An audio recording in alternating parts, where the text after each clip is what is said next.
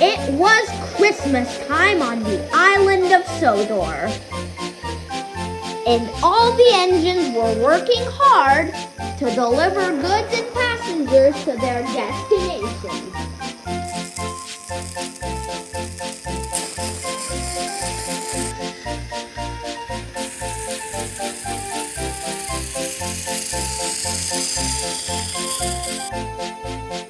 One Christmas Eve, Sir Topham Hatt came to Knapford Station. "Now then," said Sir Topham Hatt, "there are lots of jobs to do for the Christmas party this evening." "Thomas and Gordon," said Sir Topham Hatt, "you two will bring the passengers. Edward, you'll bring the food." Then the fat controller walked to Percy. "And Percy," said Sir Topham Hatt, "you have the most important job. You must collect the Christmas tree from Brendam docks." "Oh, thank you, sir," said Percy happily. And he set off.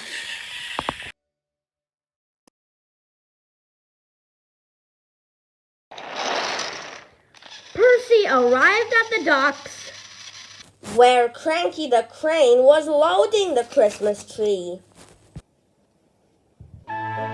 "Thank you, Cranky," said Percy and set off.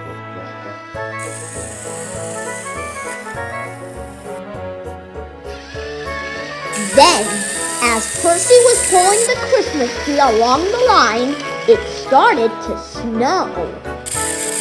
"Wow!" said Percy. "Look at that!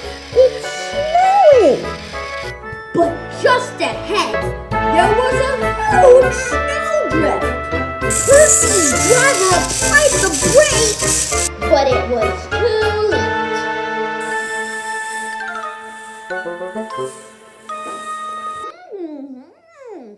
Percy said. And he was. More snow fell on him until Percy was completely buried.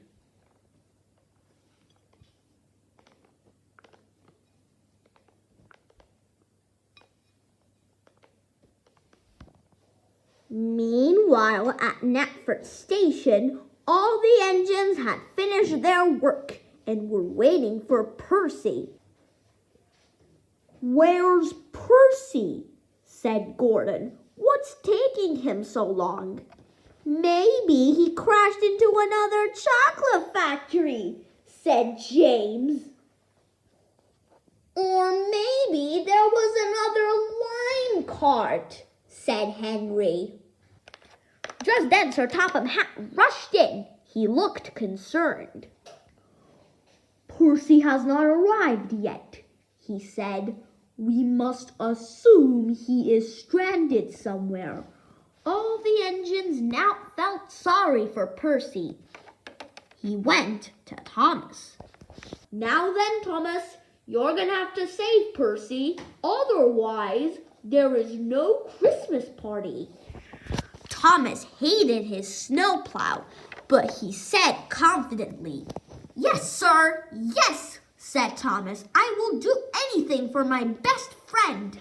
"That's a good engine," said Sir Topham Hatt. And Thomas puffed out of Knapford Station. Thomas puffed through the snowy countryside. There were lots of snowdrifts on the line, but Thomas didn't give up. "I mustn't let Percy down," he said.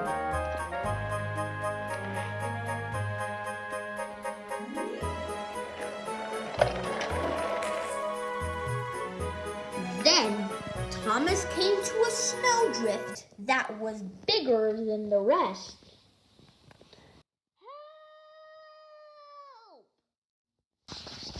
"Help! I can hear something," said Thomas. "Over here!" came a voice from the snowdrift. "It's Percy," said Thomas. "He must be freezing to death. Don't worry, Percy. I'll get you out. So Thomas's driver hooked up a rope to Percy's truck. Are you ready? Said the driver. Heave! He said, and Thomas began pulling. Said Thomas. It wasn't easy, and Percy was well and truly stuck. Thomas pulled and puffed and pulled and puffed as hard as ever he could. At last, with loads of effort, Percy was free from the snow. "Oh, thank you so much, Thomas," said Percy. Next, Thomas's driver and fireman helped to clear the snow away from the tracks.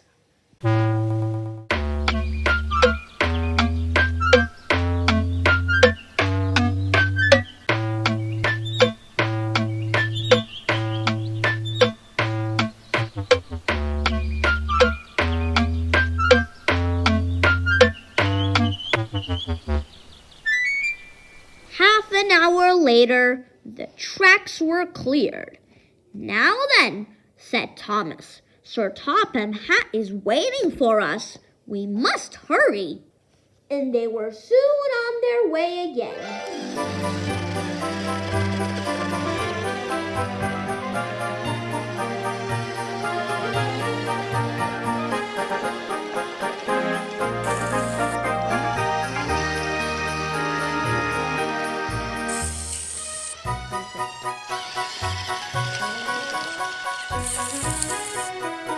Meanwhile, Knapford Station was being decorated as Thomas and Percy entered Knapford Station. At Knapford Station, all the engines were soon ready.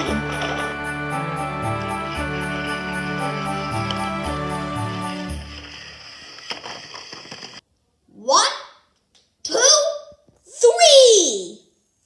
Suddenly, as if by magic, Knapford Station was covered in Christmas lights. The engines whistled happily, and everyone agreed that it was the happiest Christmas they had ever experienced.